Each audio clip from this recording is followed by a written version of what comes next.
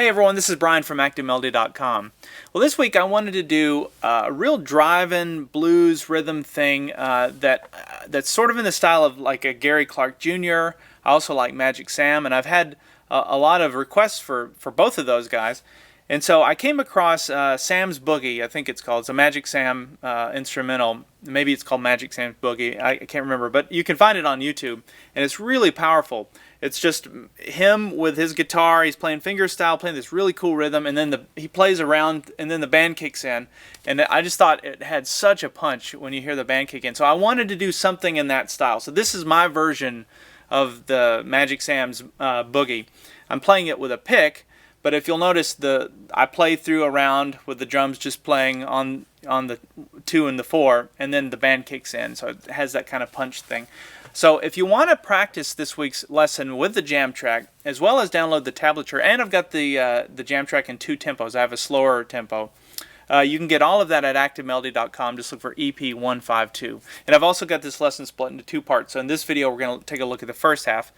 If you want to watch the second half, you're going to have to go to Active Melody and check it out there. But anyway, it's a unique arrangement. There's just a 1 chord and a 4 chord. There is no 5 chord. But I like some of those blues numbers that are not so traditional 12 bar. You know, it kind of breaks the mold a little bit. And I thought this one was fun. It's a great way to practice your rhythm. So that's what this week's lesson's all about. It's really getting the right hand strumming. And I'm going to break it down note for note and lick for lick and all of that stuff. So let's go ahead and get started with part 1. All right, let's talk through tone settings real quick, and then we'll jump into all the specific notes of the lesson. I'll be very brief. So I'm playing on the Stratocaster, and I have the pickup selector switch on the bridge pickup. The tone is all the way up to 10, and I'm going out of the guitar into a TS-808 Ibanez pedal, which is a tube screamer. And then I have the overdrive at about 50%, and the level and tone are both at about 70%. Now, that's really all I'm using to color the sound. I have some slapback delay that I'm using just to fatten things up a bit. And I'm using a Strymon timeline for that. Now, that's probably overkill. Well, I know it's overkill for what you need for something like this. If you want to get that vintage delay sound, to get a little slapback, you can use a TC Electronic flashback, or any of the Digitech delays, or any type of delay, just to get a little bit of a little slapback. You don't have to use anything. You could just plug straight into your amp, turn up your overdrive a little bit, and that'll sound great as well. So that's just up to you. I just wanted to go through what I was using, because I always get emails on it. Or you could use an acoustic guitar.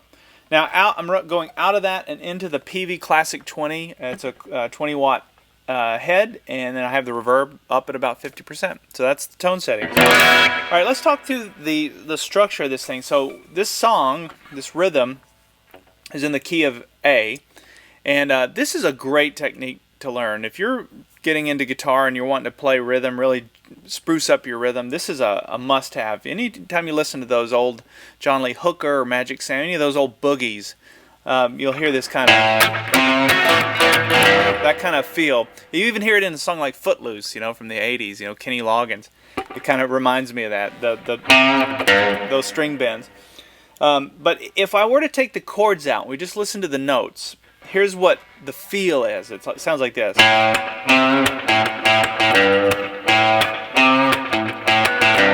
So that's kind of the feel we're going for. Now let's color that with some chords. So the first thing we're going to do is bar the first 4 strings here on the 2nd fret, and this is making an A chord. And what I'm going to play string-wise is strings 5, 4, and 3. So I'm not going to do the full chord, although if I happen to hit the 2 string, that's okay because it's part of the A chord. But that's what we're shooting for, 5, 4, and 3. So the first thing that's going to happen is a downstroke. We're going to play the open 5th string, which is an A note.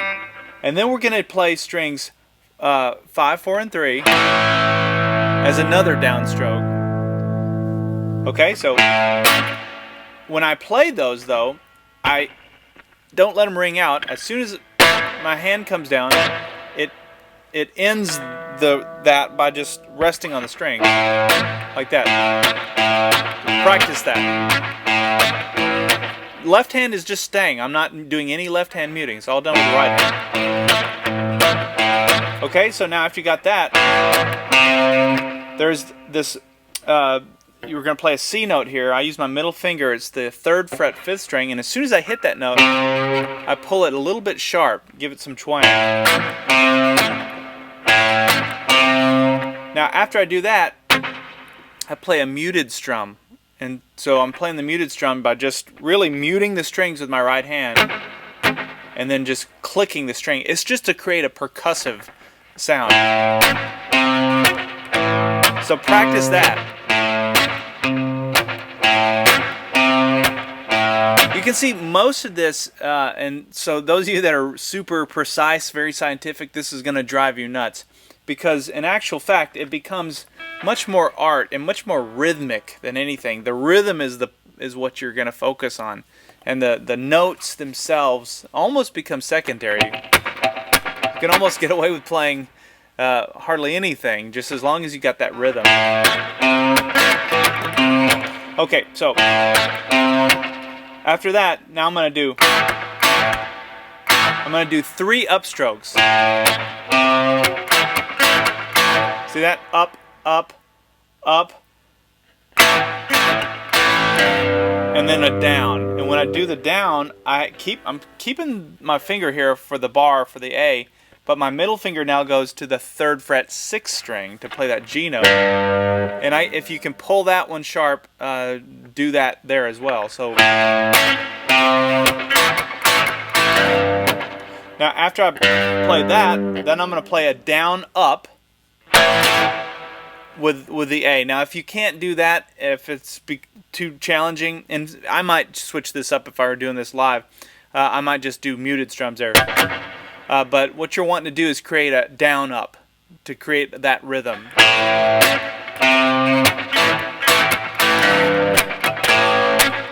can feel it.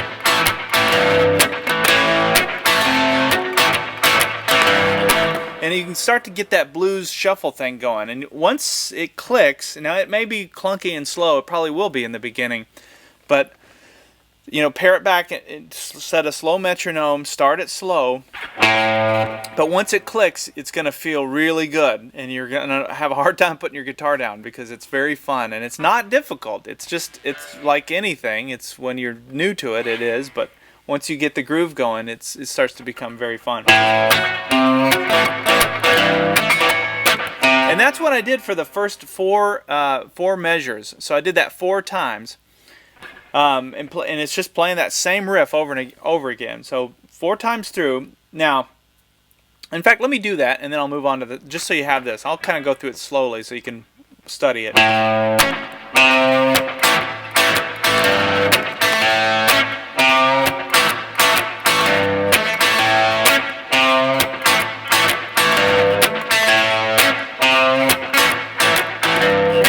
Now, here I went.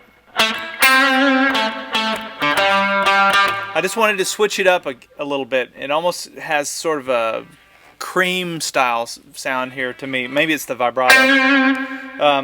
But what I did here was I went to single strings. So we're getting, just to change it up, we're getting away from chords. And I'm playing mentally where I went to the pattern 1 of the A minor pentatonic scale. So if we're in A, the minor pentatonic scale would be here, so that our root fret would be our 5th fret. So that makes it easy to kind of visualize these next set of notes that we're going to learn. So I started here with my ring finger on the 7th fret 4th string, and then I played the 5th fret 3rd string with quite a bit of vibrato. Now if you're new to playing and vibrato is difficult, you could just bend it.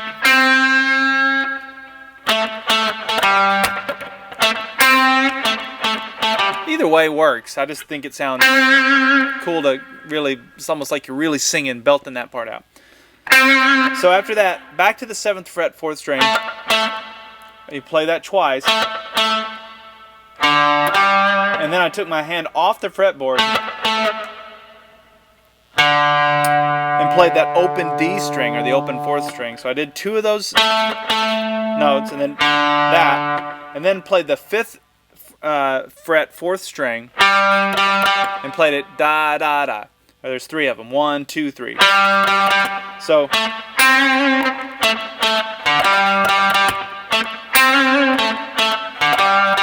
It looks like that. Alright, so that's what I did the first time. Now the second time through, I started it the same. That part's the same. But then I added in this little, kind of like a little fill lick. And I threw that one in because it's really easy to do. And what we're doing is we're looking at pattern 1, and then pattern 2 being here. And there's that little bridge. You'll hear me reference that in a lot of other lessons. And that's what I did. I just came to that little bridge there. And to play that, I use my ring finger here on the 7th fret 3rd string, and I slide up to the 9th fret 3rd string. Middle finger goes to the 8th fret 2nd string. And you'll see what that is. That's pattern 2. So pattern 2. That's part of that bottom part of pattern 2. That's all that is. And I always call it a bridge because it's a very natural way to go from pattern 1 up to pattern 2. It just kind of, it bridges you from one pattern to the next. Okay. There's the first time. Okay, so we slid up to here, and then I came back down, and all I'm doing is I'm just drawing a little box here between fret 9, 7, and 5. So as soon as I hit the 9th fret 3rd string, we slide immediately down to the 7th fret, then the 5th fret, all on the 3rd string, and then we're going to go 7, 5. Again, that's on, but that time on the 4th string. 7, 5. So,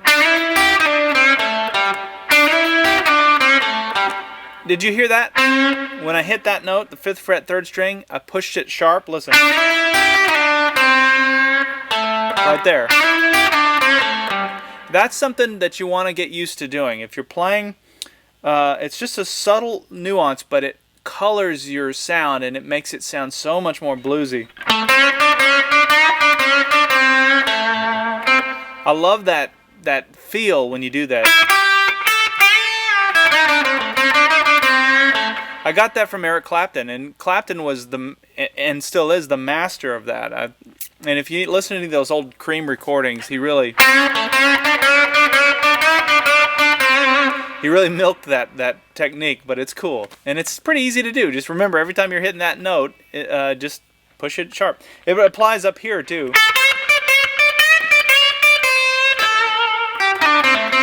Okay. Alright, so backing up. The first time we had... Second time. Third time. Third time is exactly the same as the first time. And then the fourth time I went...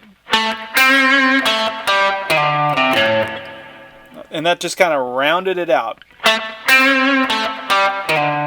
So we're doing this little boxy thing. When I say boxy thing, we're just kind of skipping every other fret. Now this time we're going between...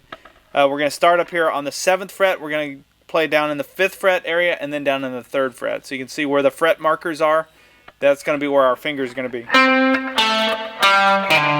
So from here, starting on the 7th fret 4th string, 5th fret 4th string, we're going to slide from the 7th fret to the 5th fret on the 5th string as soon as we play that note. 3rd fret 5th string, and then 5th fret 6th string. So just like that. And that really concludes that little jam part.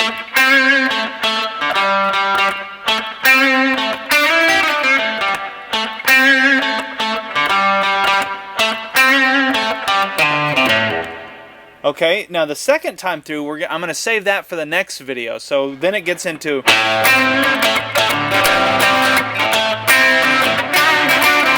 It gets into a little more complicated, but it's taking that same feel, and we're just spicing it up. We're playing double strings now. We're doing some double stuff, just to switch it up. And then there's one final part that goes to a Goes to a D 7th chord, and I'll show you that in the second video as well. Now, if you want to download the jam track, I've got 2 tempos, so you can practice it slowly, you can practice it up to tempo, the tablature, all of that stuff, and watch the part 2 video. Make sure you check it out. The lesson at activemelody.com. Just look for EP152. Let me go ahead and play through this one more time now, and this will conclude this. I'll play through it slowly, and that'll conclude part 1. So here we go.